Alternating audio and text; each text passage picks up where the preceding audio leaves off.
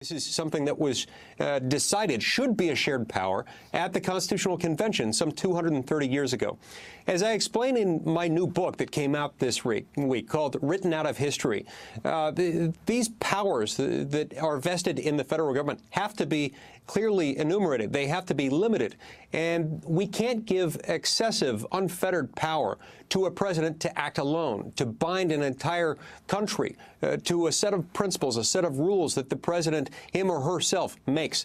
That's what we would be allowing presidents to do if we said any time a president, like President Obama, wants to subject an entire country to a new set of rules, that president can do so without submitting that international agreement to the Senate for treaty ratification. Well, Senator, maybe this is along those lines, but I'm now reading comments even from some Republicans who have a problem with this decision. A Republican congressman from Florida, Carlos Curbelo, was interviewed, I heard, just within the hour. He's saying this is a mistake. He said, I'm already seeing the impact of climate change on my part of the state, and we need to move forward with technology to address that. And I'm going to quickly quote the former Republican Treasury Secretary, Henry Paulson, who said he's dismayed and disappointed. He said, by moving ourselves to the sidelines of an evolving global conversation, he said, we've left a void for others to fill. Regrettably, this undermines U.S. credibility, weakens our ability to lead in other areas.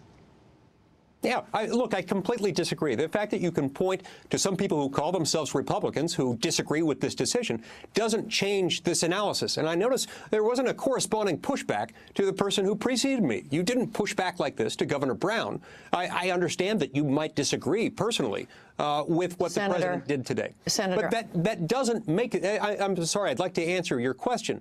That doesn't mean that this was wrong. This was the right thing to do. The president put people before this Paris agreement. He put Pittsburgh before Paris. He did the right thing.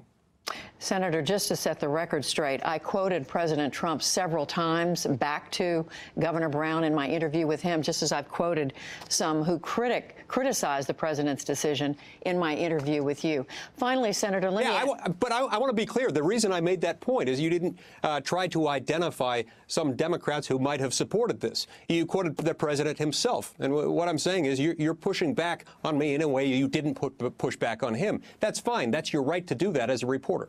Well, let me